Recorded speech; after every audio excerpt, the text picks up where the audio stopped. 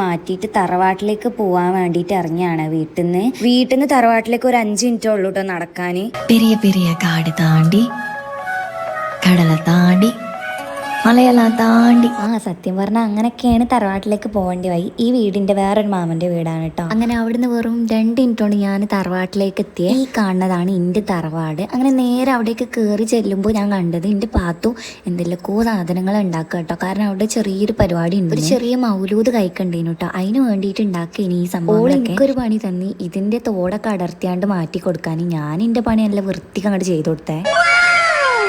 നട്ട്സൊക്കെ അരിഞ്ഞു കൊത്തിയിട്ട് അതിൻ്റെ മേലൊക്കെ ഇട്ട് ആ സാധനം ഫുള്ള് സെറ്റാക്കി കഴിഞ്ഞു. പിന്നെ കുറേ പലഹാരങ്ങളും കാര്യങ്ങളൊക്കെ ഉണ്ട് ഇനി തിന്നാൻ. അങ്ങനെ ഉസ്താദുമാരൊക്കെ വന്നപ്പോൾ ഓൽക്കുള്ള ഫുഡും പലഹാരം ഫ്രൂട്ട്സും പിന്നെ മന്തിനും ഫുഡ് അതൊക്കെ വാടാ കൊണ്ടേ വെച്ചു കൊടുത്ത് പിന്നെ നമ്മളും ഇരുന്ന് അങ്ങോട്ട് തിന്നാൻ തുടങ്ങി.